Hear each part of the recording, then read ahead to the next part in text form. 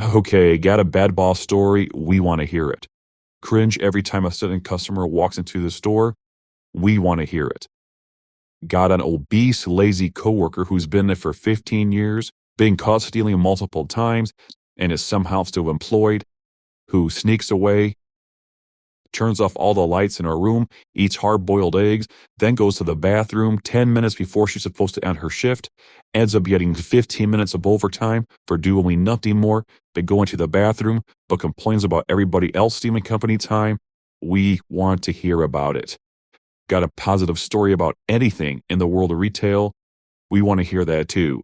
I am your co-host Steve. Forget am I right is Wade. Wow, Steve, that whole coworker thing seemed a little, I don't know, detailed and directed. That was just an example to show our small audience how much detail you may or may not want to go into.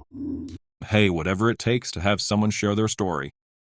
Way to sell it, Wade. Let me ask you a question though. What do you think the ratio is going to be?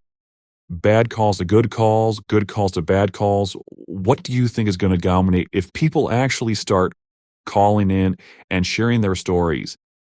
What is your prediction here? I was thinking about that previously because we talked about it, and I think maybe 5 to 1, 6 to 1 in favor of bad stories. Now, I want to clarify I don't care if the story is good or bad. I want to hear it. I want you to show it. And I want you to not just share if you are a lower level employee, for example, the world of grocery, if you're a bagger or a stocker or a shucker, you know, one of the people who actually do most of the work. If you're a manager, I want you to share your story. I had a manager, one of the very few managers out there that actually care. And he made a great suggestion because he had nothing to work with when it came to checkers. His suggestion in the suggestion box was simple. Let's quit taking cash because our checkers can't do math. Think about that.